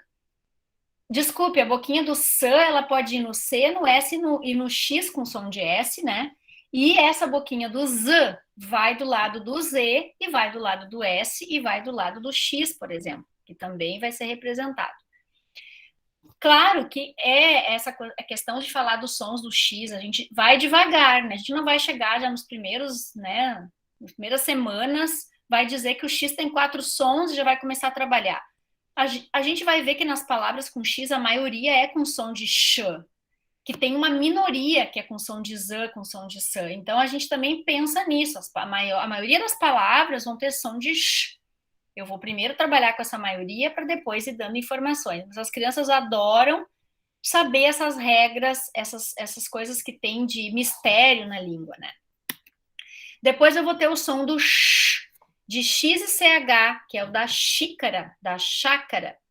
E que o par vai ser o J, que é o som do J e do G diante de IE. Então, janela e girafa, tá? Eu tenho o som do L, de lata, o som do R, aí eu vou ter o R, que é o R fraco, que é da barata, da porta e do prato, é sempre aquele R fraquinho que faz rararara. Eu vou ter o som do M, que é o M. A gente vai aparecer sempre o nariz em cima, porque é nasal. Se vocês verem, os lábios são iguais ao do P e do B, do PB. Por isso, M antes de P e B. Já prepara, esse M já prepara para o P e para o B. E o par do M é o N, que é nasal, mas que é feito com a ponta da língua, que vai ser muito parecido com o D e o N, o D e o T, né? Então, antes de P e B se usa o M e nas demais usa o N, né? Porque senão ficaria, por exemplo, ponba, não dava, né? Então, por isso que tem essa regra também. A gente já ajuda a criança a perceber que as boquinhas, elas têm uma semelhança. E a última boquinha é a boquinha do R, do R forte. Ela é na fonética representada pelo X, mas é o som do R forte. Aqui eu esqueci de colocar um exemplo de R dentro da palavra, eu poderia colocar cachorro, carro, né? Dentro da palavra, então, é os 2 R's. É o som do R, que é a minha língua tocando o céu da boca e fazendo uma fricaçãozinha, né? Assim como F, V, e o sh, eu faço uma coceirinha no céu da boca, tá? Então, esse é o alfabeto que depois eu vou enviar para vocês em formato de Word. E para a gente ir encerrando o terceiro pé, que, então, vejam que consciência fonológica e princípio alfabético têm um mesmo valor, um mesmo equilíbrio, mas eu também preciso do letramento, porque vai fazer, então, a real função de eu saber tudo isso. Por que eu tenho que entender de escrita e de leitura? Porque eu preciso viver num mundo onde a escrita está ao meu redor. Eu preciso saber ler, eu preciso saber escrever, eu preciso saber em que contextos, que mensagens são essas, né? Esse texto é um texto de que área, isso é uma receita, isso é uma bula, né? Isso tudo também faz parte da minha cultura e da minha relação social com as pessoas. Então, o letramento também está aí.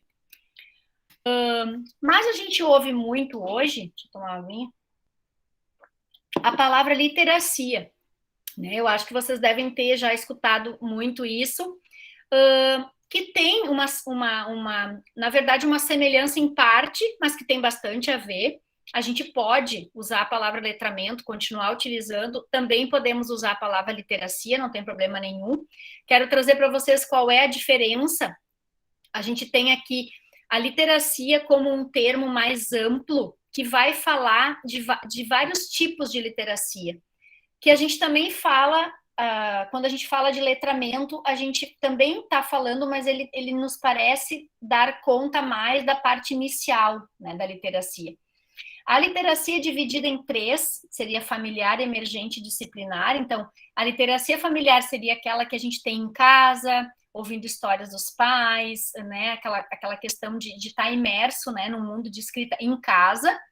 A emergente é aquela que faz a gente chegar na escola já com algumas noções. Eu já sei fazer meu nome, eu já sei com que letra começa, a gente já tem algumas noções que nos ajudam a chegar na alfabetização, né, propriamente dita.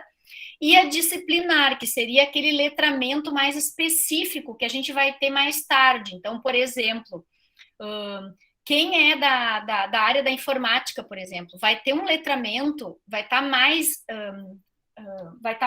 habilitado a entender textos, a questão da comunicação escrita desta área, né? São aqueles letramentos mais específicos, a gente tem mais condições de entender, por exemplo, quem está hoje estudando, está num nível, né, de doutorado, por exemplo, consegue dar conta de textos mais complexos. Então, é aquele letramento que nos especializa em alguma área, em algum nível maior, tá? Então, a literacia, ela tem ela é como se fosse um leque de mais opções, e a nossa palavra letramento, na origem, antigamente, quando se começou, ela era uma tradução de literacy, que é do inglês, né? Então, na verdade, é uma semelhança, é um sinônimo, mas a gente tem que entender que quando se fala em literacia, a gente pode estar falando de um tipo. Quando se fala em letramento, dá a impressão de que a gente está trabalhando de uma forma mais globalizada, né? Então, a literacia, ela tem uma coisa mais específica, mais didática, né? Então, a gente pode continuar utilizando o letramento. A literacia é um termo que está se usando no PNA, no Plano Nacional de Alfabetização, mas se a gente for ler, a gente vê que a gente relaciona muito bem com a questão do letramento, que a gente também já vem estudando há mais tempo, né? Então, letramento familiar seria a literacia familiar, né? O letramento que a criança chega na escola é um letramento tanto familiar como emergente, e aquela pessoa que é mais letrada em determinada situação seria a literacia disciplinar. Então, tem uma relação que dá para a gente fazer, né? Bom, então, o letramento, a literacia, ela vem nos dar a questão de para que e por que ler e escrever, né? Não adianta eu dominar totalmente o princípio alfabético, entender tudo, mas eu não saber entender a real função de tudo que está ao nosso redor, né? Então, às vezes, quando um idoso, uma pessoa analfabeta, que não lê ainda, consegue identificar o letreiro de um ônibus, nem sempre ela está alfabetizada, ela pode estar somente letrada, acostumada a olhar para aquela forma escrita, e ela está conseguindo se virar. Ela pode estar com letramento num certo nível, mas ela ainda não está alfabetizada. Mas eu também posso estar alfabetizada, conseguir decifrar tudo, mas não entender, não compreender. Então, eu estou dentro de um analfabetismo funcional, como a gente diz, né? Por isso, então, o letramento tem que estar presente no tripé e tem que estar no mesmo nível, né? Da consciência fonológica e do princípio alfabético. Bom, como é que a gente trabalha o letramento? Bom, difícil a gente separar, vocês estão vendo aqui que não dá para a gente separar muito, as coisas estão muito juntas. Mas aí eu tenho uma forma aqui que dá para a gente olhar, uma forma bem legal que pode ser talvez uma forma interessante de trabalhar com letramento, muito junto da consciência fonológica e do princípio alfabético, né, que é trabalhar dentro dos gêneros diversos, dos portadores de texto. Então, quando a gente está trabalhando gênero, tipo textual, né, quando a gente pega uma poesia, uma canção de festa junina, quando a gente está fazendo o projeto, né, lá em junho, ou a gente pega alguma coisa sei lá, de animais, de meio ambiente, qualquer projeto que a gente tenha, que a gente pega algo da literatura ou algo, né, que seja textual, dentro dele eu posso resgatar o que eu quero trabalhar, desde consciência fonológica até a questão do alfabeto. Mas eu tenho que me dar conta do que os meus alunos precisam ser explicitado, porque não adianta eu chegar, né, vou colocar aqui para vocês, por exemplo, essa musiquinha ou poesia, né, do Vinícius. Lá vem o pato, pataqui, patacolá. Então, eu posso muito bem trazer essa poesia, esse poema aí com eles, ler com eles, cantar, pintar o patinho, né, fazer atividades, e eu trabalhei com isso. Mas eu posso esmiuçar, explorar de várias outras formas, dependendo do que as crianças estão, em que nível elas estão, né? Se é uma criança, por exemplo, lá do primeiro ano, vamos que seja na primeira semana, e eu quero trabalhar com o textinho do pato, eu posso, então, trazer essa música para eles ouvirem primeiro. Eles vão adorar, porque eu pelo menos adoro até hoje, né? Essa coisa parece mais um trava-línguas, não, uma parlenda, né? Porque vai seguindo sempre uma ideia e vai indo, até que finaliza. Então, tem uma semelhança com parlenda. Então, tu pode simplesmente colocar para eles ouvirem, mas a gente pode colocar, por exemplo, num papel pardo bem grandão na parede, e cantando e mostrando com eles, e eles podem primeiro procurar só onde está a palavra pato, como ela já está escrita aqui, eles já podem procurar, e eles podem pintar, eles podem desenhar o pato, eles podem, o professor pode tentar encontrar com eles objetos, substantivos que estão ali, sem falar substantivo, né? Onde é que está escrito cavalo, né? E eles vão lá, podem fazer o desenho do cavalo. Como eu também posso trabalhar som inicial, que seria o P, né, que aparece muito, ó. Lá vem o pato, pata aqui, pata colar, lá vem o pato para ver o que é. Então, a aliteração, trabalhando aí bastante. Eu posso trabalhar com a rima, que tem muito aqui. Lá vem o pato, pata aqui, pata colar, lá vem o pato para ver o que há. Então, eu posso marcar e eles vão se dar conta. Olha só, a gente fala A e também está o A ali. Marcando as sílabas. Bom, num nível mais avançado, vocês já podem dar essa poesia para eles e eles têm que completar com a palavra que rima, como está ali, como eles podem tentar completar com outra que rima, que daí não tem a ver com a semântica do texto, e eles podem depois cantar de uma forma trocada. Por exemplo, deixa eu ver o que poderíamos fazer. O pato pateta pintou o caneco, surrou a galinha, bateu no... Daí pode inventar uma outra palavra, no teleco-teco, sei lá, né? Que tá rimando, mas aí não tem nada a ver com a semântica. Então eles vão achar muito engraçado isso. Isso dá para fazer tanto de forma oral, fazer eles pensar, como pode fazer eles completando na escrita. Então a gente pode, dentro de um portador de texto, dentro de um gênero aqui, explorar de diversas formas.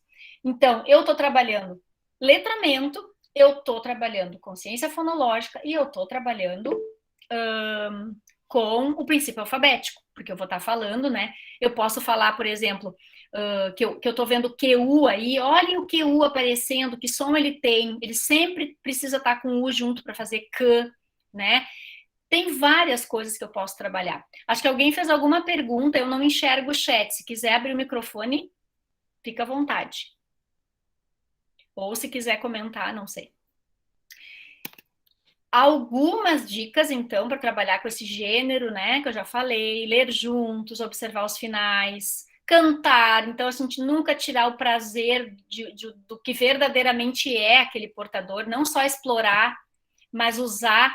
Então, quando eu estou lendo uma poesia, explorar a literatura mesmo, explorar o poético, não só ficar procurando rima ou só procurando, fazer as duas coisas, né?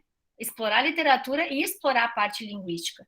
Encontrar a palavra pato, circular as palavras, né, as letras P, encontrar as palavras que começam com tanto com a letra como com o som P, né? Depois encontrar as rimas. Outra coisa, procurar palavra desconhecida e procurar ver o que significa, né? O que é genipapo?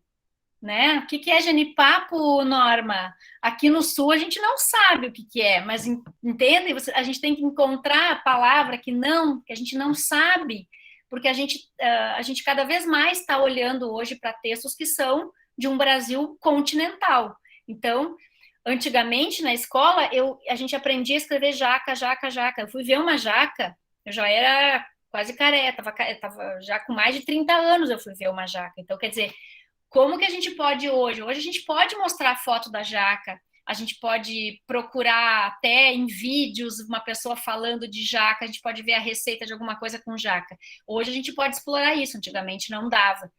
Então é isso que mudou, né? Mas não mudou eu entender como é que escreve jaca, que é com J, A e com C com A, e que não é com jaca, não é com K. Isso não mudou, mudou o jeito que a gente chega para as crianças com as palavras, é isso? Então, não vamos misturar, né? Vamos entender que a gente precisa preservar um conteúdo importante, mas a forma com que a gente vai chegar é que pode ser muito criativa, pode ser, claro que pode ser construtivista, porque eu não preciso mais encher linha, né? Isso era sentar uma criança atrás da outra, isso era. Agora, entender que P tem som de P, que B, o B tem som de B. Isso ainda é importante, mas vamos fazer de uma forma leve, né? Bom, para terminar, eu quero mostrar para vocês, então, o resultado da pesquisa que foi feita lá, aqui eu vou passar direto, lá em 2006, mas que o resultado saiu em 2008. Então, foi uma pesquisa feita com 10 turmas de alfabetização, onde 5 utilizavam esse tripé, consciência fonológica, princípio alfabético e letramento, e outras 5 utilizavam a questão do princípio alfabético, utilizavam letramento, mas não utilizaram consciência fonológica, não trabalhavam com o som, tá? Então, esse era o diferencial. Não trabalhavam, por quê? Foram professores que não participaram da formação, na época a consciência fonológica era muito desconhecido, elas não trabalhavam com método fônico, não, eu lembro porque eu ia e observava sempre, então eram professores que entraram como um grupo controle, né, para a gente observar, não, mas que não estavam, por exemplo, fazendo um trabalho errado, estavam fazendo um trabalho que não tinha consciência fonológica, só isso, tá? Bom, o que a gente fez no momento? Eram 10 turmas. Primeiramente, eu fiz uma testagem com todas as crianças das 10 turmas para saber o nível de escrita. Não podia começar com idade igual, e nem porque eram da primeira série na época. Eu tinha que começar com crianças todas num nível igual. Eram todos, então, na época, pré-silábicos. Eu atualmente não utilizaria Ferreiro, eu utilizaria outra autora, mas na verdade aqui não tem, eram crianças que não relacionavam letra e ainda não relacionava a fala com a escrita, eram ainda pré-silábicas, então eu e aí selecionamos 5 crianças de cada turma, então ficaram, na verdade, 50 crianças na pesquisa, 25 com o tripé, 25 sem o tripé. Então, fizemos uma testagem em março, julho e novembro. Em março, testamos escrita e consciência fonológica. Em julho, consciência fonológica escrita de novo, e novembro novamente. Então, eu vou mostrar para vocês os gráficos. Essas professoras, eu ia uma vez por mês em cada turma observar uma aula, um período, eu ficava observando, porque eu tinha que observar como que estava acontecendo, para também poder dizer que sim, o professor trabalhava daquela forma, né? Bom, então, o gráfico das turmas com o tripé, tá? Então, aqui, usando classificação de Ferreiro, em março a gente tinha todas, então, pré-silábicas. Depois eu tinha, vocês vão ver que vai mudar um pouquinho, porque teve algumas crianças que acabaram, teve evasão, né, da pesquisa, não terminei com 50, eu acabei terminando com menos, mas é tudo feito em porcentagem, enfim, então não teve uma diferença, não deu diferença por causa disso, porque como foi uma pesquisa de um ano, normal que a gente perca alguma criança no meio do caminho, né? Então, em julho eu tinha 2 ainda silábicas, nenhuma mais pré-silábica, uma parte ainda silábica alfabética e a maioria já alfabética. E em novembro eu tinha todas alfabéticas, eu não tinha ninguém mais, né, nos níveis anteriores, né? Então isso foi... e eu também tenho tabelas que comprovam o crescimento da consciência fonológica, mas eu não quis trazer porque, na verdade, é para simplificar um pouco melhor, mas todas elas evoluíram também em consciência fonológica, tá? Mais que as outras que a gente vai ver agora. As turmas que não trabalharam com o tripé, elas inicialmente também estavam todas pré-silábicas, depois, em julho, continuavam algumas algumas silábicas, a maioria silábica alfabética, e 2, se não me engano, alfabéticas. Em novembro, eu ainda tinha uma pré, uma silábica, algumas, acho que 2 ou 3 silábica alfabética, e a maioria alfabética.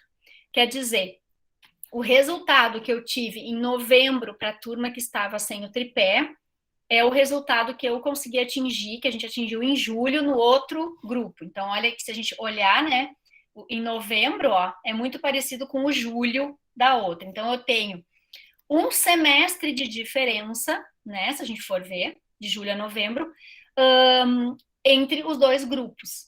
Pensando, então, que essas crianças que saíam da primeira série, foram para uma segunda série, trabalhar com texto, trabalhar com uma complexidade maior. E aí aqui eu trago uma comparação de 2 escritas, né, que também estão lá na tese, né, com autorização, todos, né, assinaram termo, de 2 crianças em novembro, alfabéticas, mas em grupos diferentes. Então, a criança que trabalhou com tripé, vejam a escrita, frases organizadas, pouquíssimas trocas, alguma troca ainda mais de ortográfica, né? E a outra com muita junção de palavras, com trocas fonológicas, inclusive, né? Tem letras com troca de som. Então, isso foi um exemplo que eu trouxe, eu não trouxe de todos, mas a gente vê uma diferença. E aí, na época, a gente olha assim, o dragão foi preso pela donzela, né? Tá. Vejam que está bem separadinho, né, bem direitinho. A gente não na pesquisa não se trabalhou com frase, não tinha esse intuito. Mas a gente foi ter um estudo mais tarde, que a gente viu, descobriu, a Júlia está aí para comprovar isso, né, Júlia? Que quanto melhor é a escrita da criança na palavra individual, melhor fica a escrita da frase. Então, a gente percebe que quando a criança se preocupa menos com a palavra, a frase já melhora, consequentemente, depois o texto melhora. Então, tem uma relação direta de a gente trabalhar muito, muito, muito. Primeiro, a relação da escrita, primeiro a palavra, relaciona som e letra, depois trabalha ortografia, né? Não aquela coisa decorada, mas trabalha para que a criança veja aquela palavra, não escreva preso com Z, por exemplo, né? Trabalhe com isso, porque depois, na hora de fazer uma complexidade maior, ela aprimora muito mais isso, porque ela não perde tempo mais pensando só nas palavras. E na hora da leitura também, quando a criança tem uma ortografia mais organizada, a leitura, é rapidinho, porque ela já tem construído na cabecinha dela estruturas formadas, morfemas que já estão prontinhos, né? Então, isso tudo tem... Na época, eu não tinha ainda esse conhecimento, depois a gente foi vendo. Então, isso comprova, né? Coisas de agora, coisas lá de antigamente. Então, vemos que trabalhar com esse tripé, com essas três noções aí, nos ajudam bastante. Mas, para a gente terminar, então, quero dizer assim, isso que a gente falou hoje aqui é para esse primeiro empurrão, tá? A gente não está aqui ainda falando de como que a gente vai trabalhar, então, com a ortografia, como que a gente vai trabalhar agora com as frases, com o texto. Isso está vindo por aí. Mas o primeiro empurrão, que é a escrita da palavra isolada, tem que acontecer. A criança não vai conseguir formar uma frase, um texto, se ela não passar por essa primeira relação aí. Então, pode ser que daqui a pouco o tripé já não é mais o mais importante, mas até aqui sim. Depois, a gente tem que se preocupar, então, com a construção com essa melhora, né, bom, primeiro das frases, a criança tem que saber construir uma frase bem construída, então, trabalhar com atividades de ordenamento, de frase, de construção, tudo isso para que ela tenha depois noção de um parágrafo de um texto. Não adianta a gente trabalhar a palavra isolada e já fazer produção textual, a gente tem que passar pela frase, olhar para a ortografia, né? Não só como, a criança tem que escrever bem, não pode errar. Não, olhar para a ortografia para melhorar a leitura e melhorar a escrita. Quanto melhor ela escreve, melhor ela lê, tá? Então, não é só melhor escrever, ela melhora a leitura também, porque enquanto ela está aprendendo a escrever, ela está aprendendo a ler, isso é uma coisa que vai acontecendo junto. São facetas de uma mesma moeda. Pode-se aprender um pouquinho mais uma que a outra, mas chega um momento que as duas coisas estão muito juntas. Então, a gente, trabalhando com ortografia, ajuda a criança a ler melhor também. E a fluência da leitura, que aí vocês vão dizer, isso também está no PNA, né, no plano. Então, pode ser do PNA, que tem várias coisas bem importantes e que sim, fluência de leitura não é a criança ler em voz alta, não é aquela coisa de expor a criança para que leia, não é. Fluência de leitura é o quê? A criança ler num ritmo que ela consiga compreender o que está lendo. O que a gente está vendo muito hoje? A criança vai decodificando, mas ela demora tanto que chega no final ela não lembra mais o que ela leu. Então, a gente precisa ajudar para que ela cada vez mais faça a relação grafema-fonema rápida. Daqui a pouco ela automatiza aquela sílaba, ela automatiza o morfema, ela automatiza a palavra, e daqui a pouco ela olha para a palavra, sei lá, bola. Bola é uma coisa fácil, mas ela olha para a palavra lápis, ela lê ela olha para lápis, ela não precisa juntar mais. Ela já tem o significado e ela já consegue entender o que está escrito na palavra, na frase, e em seguida, né, numa estrutura maior. Isso é fluência de leitura, tá? Inclusive tem testes, um dos testes se chama procedimento close, acho que vocês já ouviram falar. É um teste que verifica a compreensão, porque desculpe, o procedimento close, a pessoa coloca palavras, né, em espaços para entender, e ela precisa, né, das palavras que estão ao redor, então ela precisa da sintaxe. Mas existe um outro teste, que é o de fluência, que se a pessoa lê o texto com fluência, é sinal de que ela está entendendo o texto. A gente pode pensar que é meio maluco, mas ninguém consegue ler um texto fluente se não está entendendo. A gente vai lendo porque a gente está entendendo as palavras, está fazendo uma nuance, né, de ritmo, porque a gente vai entendendo o que está lendo. Então, a fluência da leitura, ela é essencial para a compreensão. Então, ajudar a criança não é aquela leia em voz alta, né? É ajudar com que ela tenha um ritmo de leitura tão bom quanto ela consiga ir juntando os sentidos e formando o sentido geral do texto. Isso é o nosso objetivo final da alfabetização, mas que a gente precisa saber que é o passo seguinte, tá? Então, o que a gente falou aqui pode ser algo a ser trabalhado no primeiro ano. Com certeza, a gente pode terminar um primeiro ano com as crianças já alfabetizadas que eu digo nesse nível alfabético, né? Claro que a gente tem aquela criança com mais dificuldade, mas se a gente segue, né, tentando manter esses 3 pés aí, eu tenho prova de que é possível, tá? A gente consegue fazer com que essa criança, e quanto antes ela faça isso é melhor, porque ela vai ter um cérebro preparado aos 6 anos, 7 anos para isso. Quanto mais tempo leva, mais difícil vai ficando. Então, eu paro por aqui, porque, na verdade, é um banquinho, que eu digo que é um banquinho tripé, que serve para fazer a primeira subida, né? A gente sobe nesse banquinho e depois vai seguir, vou deixar no nosso primeiro aqui, a gente vai seguir, né, a nossa trajetória de leitura e escrita para a vida toda, mas que a gente precisa deste tripé, né, desse primeiro banquinho para conseguir alcançar uma leitura e uma escrita fluente, tá? Então, esse é o meu recado. Eu vou parar a gravação para que a gente possa conversar um pouquinho. A gente está falando praticamente 2 horas, agora que eu vi.